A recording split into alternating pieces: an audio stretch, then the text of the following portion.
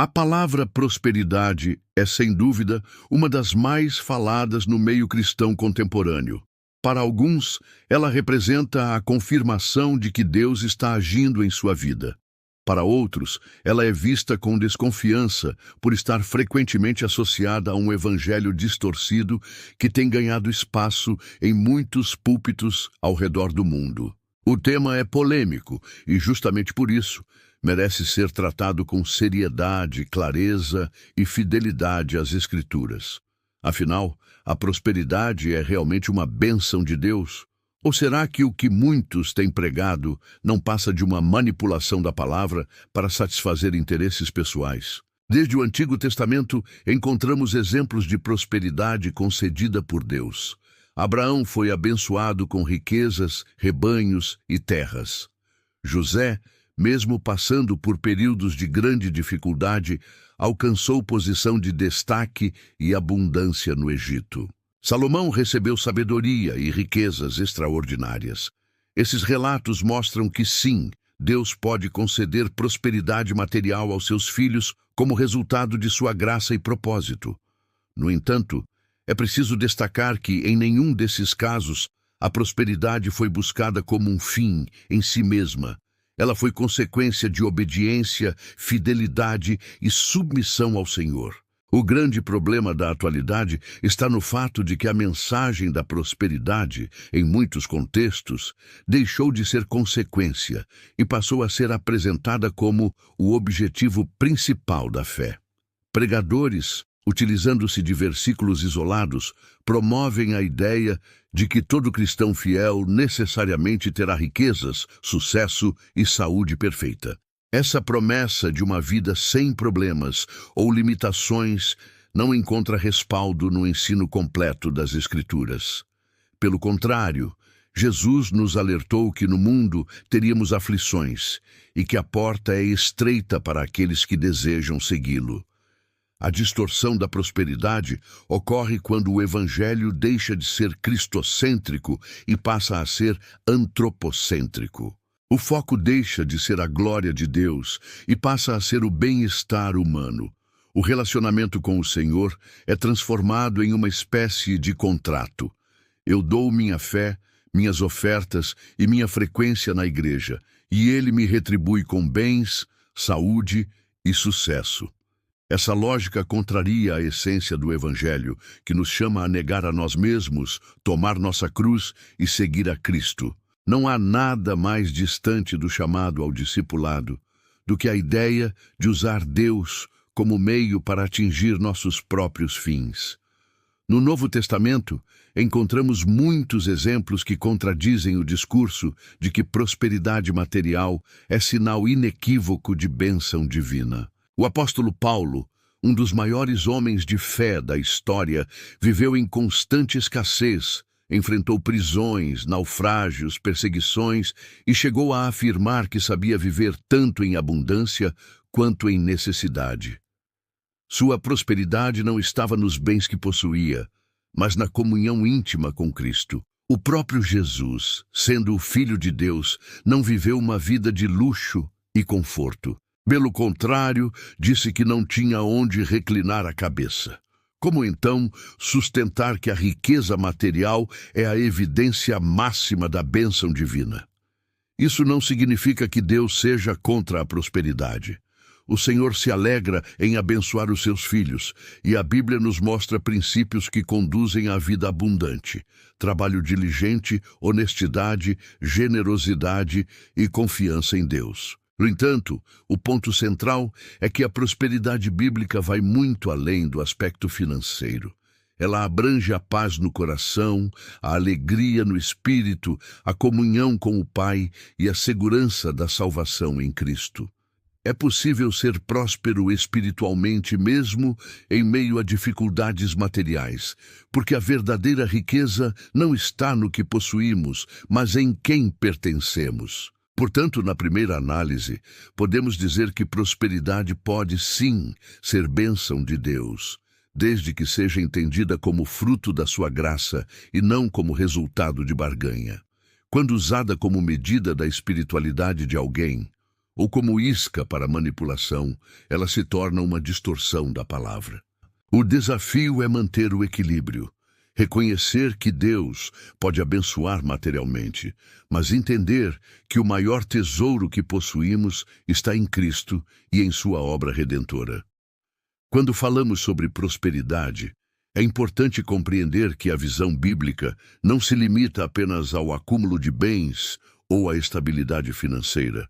A prosperidade, segundo as Escrituras, é um conceito amplo que envolve paz, saúde espiritual, equilíbrio emocional, relacionamentos saudáveis e, acima de tudo, a presença de Deus em nossa vida.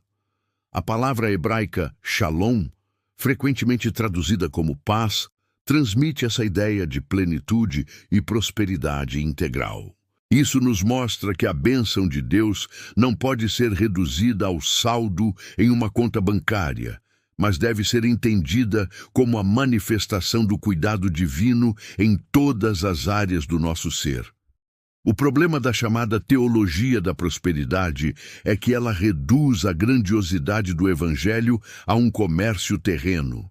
Em muitos lugares, vemos púlpitos transformados em palcos de promessas de enriquecimento rápido, onde a fé é tratada como uma chave mágica que destranca cofres celestiais.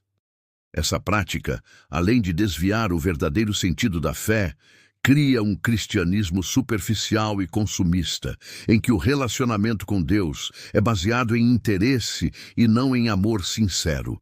Infelizmente, isso tem levado muitos ao desencanto, pois quando as expectativas materiais não se cumprem, a fé de muitos desmorona, mostrando que estava fundamentada em promessas humanas e não na palavra de Deus.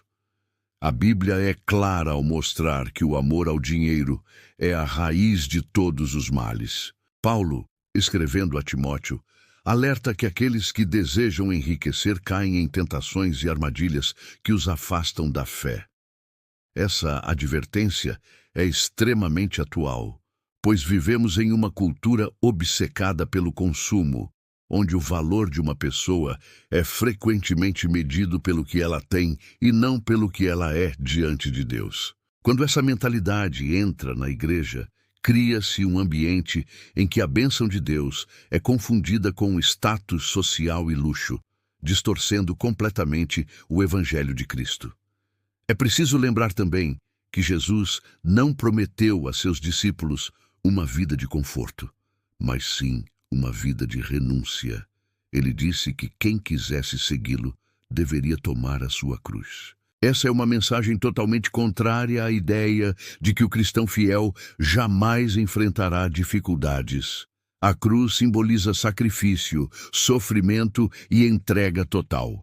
É claro que Deus supre as necessidades dos seus filhos e pode abençoá-los com abundância, mas isso nunca deve ser interpretado como um direito ou uma garantia absoluta. A prosperidade bíblica é, acima de tudo, um reflexo da nossa dependência de Deus, seja em tempos de fartura ou de escassez. Outro ponto importante é que a verdadeira prosperidade está ligada à generosidade. Em toda a Bíblia, vemos o princípio de que Deus abençoa para que possamos abençoar outros. Abraão foi chamado para ser uma bênção a todas as famílias da terra. A igreja primitiva, mesmo enfrentando perseguições e limitações, praticava a partilha e cuidava dos necessitados.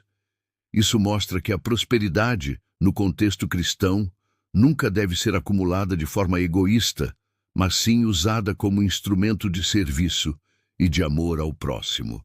A generosidade é, portanto, um termômetro da prosperidade que agrada a Deus. É interessante perceber que, muitas vezes, Deus permite situações de escassez para nos ensinar lições valiosas.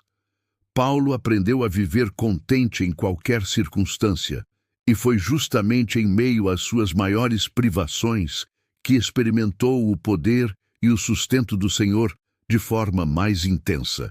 Esse contentamento não vem da quantidade de bens que possuímos, mas da certeza de que nossa vida está segura nas mãos de Deus. Essa é a verdadeira prosperidade. ter o coração firmado no Senhor, independentemente das circunstâncias externas. Assim, a distorção da prosperidade não está no fato de Deus abençoar materialmente, mas em transformar a busca por riquezas em objetivo principal da fé. Quando a mensagem da cruz é substituída pela mensagem do consumo, o cristianismo perde sua essência. Prosperidade, sim, pode ser uma bênção divina, mas apenas quando compreendida à luz da palavra e vivida em submissão à vontade de Deus. O desafio para a igreja de hoje é resgatar essa visão equilibrada, para que não sejamos seduzidos pelo brilho passageiro das riquezas, mas permaneçamos firmes no verdadeiro tesouro, Cristo e a vida eterna. Ao refletirmos mais profundamente sobre a prosperidade à luz da Bíblia, precisamos entender que o coração humano sempre será o ponto central da questão. Jesus afirmou que onde está o nosso tesouro, ali também estará o nosso coração. Essa frase nos leva a pensar: se nosso tesouro está no dinheiro, no status ou na acumulação de bens, inevitavelmente nosso coração estará preso a essas coisas, e não em Deus. É exatamente esse o perigo da distorção da prosperidade. A busca incessante pelo material pode nos afastar da dependência do Senhor e nos conduzir a uma vida de idolatria disfarçada de fé. A idolatria não se limita a imagens ou deuses falsos. Muitas vezes, o dinheiro e o desejo de sucesso se tornam ídolos modernos que dominam mentes e corações. Quando a mensagem pregada em certos lugares coloca o enriquecimento pessoal como prova de fé, está, na prática, estimulando a idolatria. O cristão passa a medir sua espiritualidade não pela sua obediência a Cristo ou pelo fruto do Espírito, mas pelo carro que dirige, pela casa que possui ou pelo tamanho da sua conta bancária. Esse tipo de mentalidade gera uma fé superficial, incapaz de resistir às provações, pois está enraizada no transitório e não no eterno. Outro risco evidente é a frustração espiritual. Quantas pessoas abandonaram a fé porque, mesmo sendo fiéis em suas ofertas e orações, não alcançaram o padrão de vida que lhes foi prometido? O problema nunca esteve em Deus, mas na distorção da sua palavra. Se temos Cristo, temos tudo. Se temos o Espírito Santo, temos a fonte de toda alegria. Se temos a esperança da vida eterna, já somos mais ricos do que todo o ouro do mundo poderia nos tornar. Essa é a bênção que jamais se perde. E se esta mensagem falou ao seu coração, não deixe de compartilhar. Deixe o seu like, se inscreva aqui no canal e ative o sininho para não perder nenhum dos próximos vídeos. Assim, juntos podemos espalhar a verdade da palavra de Deus e alcançar ainda mais pessoas com o Evangelho que liberta, transforma e traz a verdadeira prosperidade.